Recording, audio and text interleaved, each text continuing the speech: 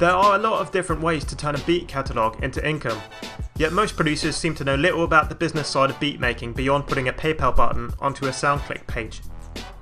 After spending countless hours honing your craft, learning production techniques, downloading the best VSTs and making awesome beats, it can be very frustrating if you're not racking up the kind of sales you want.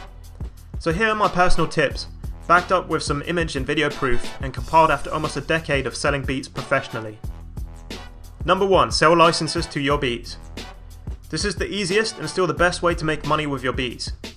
Once you have a decently sized catalogue of quality beats, you can register and set up your own website for cheap, or sign up to a VIP artist service like Music Central or My Flash Store that will allow you to set up your own beat selling homepage. Some people also hustle their beats on music communities like SoundCloud and include email information for purchases, or more specified beat websites like beatstars.com. Generally, you will need a PayPal account in order to receive payments online, though you can also arrange payments with customers through services such as Google Wallet, bank transactions, or Western Union. Most producers sell licenses according to 3 main categories: lease license, exclusive license, and sync license. Lease licenses are non-exclusive licenses with a limited sales cap. This means that your buyer can only sell a limited number of digital downloads of physical albums, usually around 2,000 to 10,000. Your beat can be leased to an unlimited amount of buyers as you retain the rights to your beat. Lease licenses are sold by producers anywhere from $1 to $50, with an average of around $25. It is common practice to also offer premium lease licenses, where buyers are given the option to pay a little extra to receive separated instrumental track lines of your beat and or to sell more units. Exclusive licenses, on the other hand, are full ownership licenses, usually with an unlimited sales cap. They are therefore sold to only one customer, and the beat is subsequently marked as sold. Naturally, they will be priced a lot higher, anywhere from $50 to $1 million if you're Timbaland. The final license type, which is ignored by the majority of producers, is a sync license. While lease and exclusive licenses are targeted at recording artists, sync licenses are for media professionals and broadcasters such as websites, movies, TV, or video games. Sync licenses are usually limited to a specified number of broadcasts, for example 1 DVD release title. They are commonly priced between lease and exclusive licenses, depending on the intended use. If you're planning to make beats your full-time income, then selling licenses will be the backbone of your operation. Even if your plan is to go after album placements, your first priority should always be setting up your internet presence. Get yourself a PayPal account, set up a beat selling website and start promoting. Here on my PayPal account you can see the kind of income our beat page generates in a good month. That's $23,000 in USD only. Now of course bear in mind I've been selling beats for a long time, but the sky really is the limit for you. Number 2. Sell other producers' beats.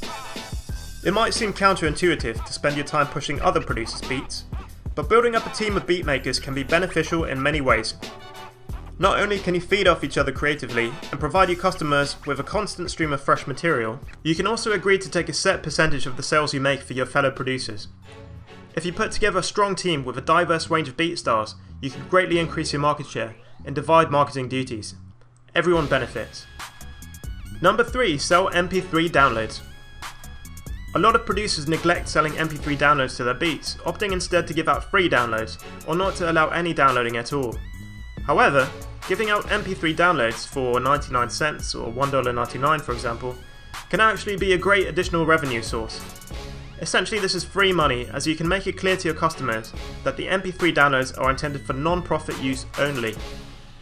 There is a big market of music fans and casual artists who might enjoy just listening to your beats or recording on them for demo or personal use, without wanting to invest the 20 odd bucks for a commercial lease license.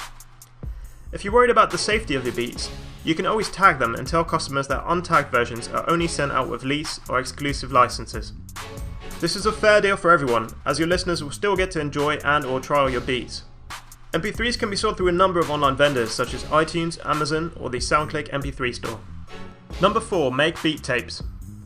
Similar to selling MP3s, it is well worth your time releasing beat tapes or compilations of your instrumentals, perhaps even the odd exclusive release with unpublished beats. This can generate a lot of excitement amongst your fans and lead to your music being discovered by whole new fan groups on sites like CD Baby. Over the years I've released a number of compilation albums and published them all via CD Baby. The site is really useful. As well as selling your music through their own website, they will distribute your songs to all their digital partners such as iTunes, Amazon, MySpace Music or Rhapsody. What's more, you have the ability to enter all your songs into sync licensing deals via Rumblefish, which can potentially earn you even more money if your beats are used, for example in YouTube videos. CD Baby have paid out almost $10,000 to me so far, and as they add more and more digital partners, the monthly checks seem to get bigger and bigger. Number 5. Become a YouTube partner. Becoming a YouTube partner, and subsequently having sponsored advertisements displayed in your videos, is more of a long-term strategy, as it will take you a while to get to a point where you're making decent money. Unlike before though, anyone can monetize videos now, which basically means you will have Google Ads displayed before, during, or after your videos. You will need to have signed up to an AdSense account, and will earn a percentage of all ad revenue generated in this way. If you regularly update your YouTube channel with interesting content and get a lot of traffic, this can potentially be a really big earner. If you don't really have the time to make a lot of interesting videos, even just uploading a couple of beat videos a month, that is a video of a beat playing over some kind of static background image, could earn you a tidy sum. Personally, my channel has made over $11,000 in that way so far. Number 6. Get a TV placement. Getting a placement in a TV show, film, or video game can be an arduous process. There are thousands of producers out there submitting their material to placement opportunities on a daily basis. However, if you regularly network and build relationships with media professionals, companies, and agencies, you will eventually persevere and the spoils will be worth the toil. While you won't necessarily be paid a large sum upfront, the royalty payments are where producers really make the big bucks. In order to benefit from this, it is essential that you are registered with a royalty collection association such as BMI, ASCAP, SESAC or PRS. TV stations in the US in particular pay out large sums just for short music segments in their programming.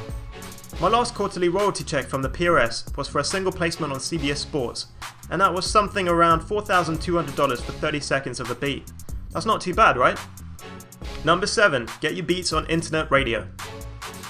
Getting your beats onto a regular radio station can be pretty hard, as by and large stations are only interested in full songs. However, internet radio stations are a different matter. A lot of people enjoy browsing stations like Pandora or streaming websites like Spotify for instrumental music, and this is where it gets really interesting. Pandora and Spotify both share out their profits amongst members according to the amount of plays your music receives. You do have to jump through some hoops to get your music onto online radio stations or streaming sites, but if your beats prove popular, this can be a nice little side earner. Pandora just recently announced that they send over 2,000 artists more than $10,000 a year. Artists like Drake and Lil Wayne even make $3 million a year. Number 8. Make a drum kit. A lot of producers have recently taken to the idea of packaging and selling their own drum sounds for other musicians. There is a vast amount of producers out there hunting for new and better drum samples, and if you've already built up a reputation with your beats, chances are there will be someone out there ready to jump at the chance of emulating your sound. Putting together a drum kit can be fairly time consuming, but if done correctly it can be a worthy investment. You can sell your kit on your own website, or even better, find the most popular drum kit websites out there and partner with them to retail your products. As they already have a ready-made sales platform, audience and marketing strategy, they will be better positioned to sell your products than you are. Be prepared though, most vendors will take a 50% cut of sales. This is pretty normal. Personally, I've always sold my kits through websites like producerloops.com, and as you can see, through them alone I've earned around $3,700 in commissions so far. If you get your kits on a couple websites like Producer Loops, Modern Producers, or the Music Central Marketplace, that could be a great side income for you. Number 9. Submit your beats to music libraries. There are a big number of music libraries and stock music websites online, ranging from general sites to industry-specific sites for film music, ad music, or video game music. When you upload your beats to these sites, you will usually have to enter into non-exclusive sub-publishing agreement, which basically means you are signing over the right for those websites to make money with your music in exchange for a profit share. They will usually charge somewhere in the region of 50 to 75%, so that's a pretty big chunk. However, a lot of producers make a good amount of money licensing their beats through websites such as Pump Audio or Audio Jungle. The customers of these sites are usually video creators, advertisers, or website owners. So by uploading your music to these sites, you can reach a new audience outside of the recording artists. Just make sure you read any contract you sign with these websites very carefully, as some of them are known to be fairly cutthroat. Number 10. Be creative. Okay, so this last one's a bit of a cop-out, but what I'm trying to say is that there are an endless number of ways in which you can make money from beats. You're certainly not limited to selling licenses through a website or hustling your beats to artists for placements. There are many other avenues I haven't covered in this list, and probably a whole lot more I've never even thought about. You could run song contests for artists with paid submission, for example, like we did here earlier in the year. Or you could write an ebook or get paid for product placements on your website.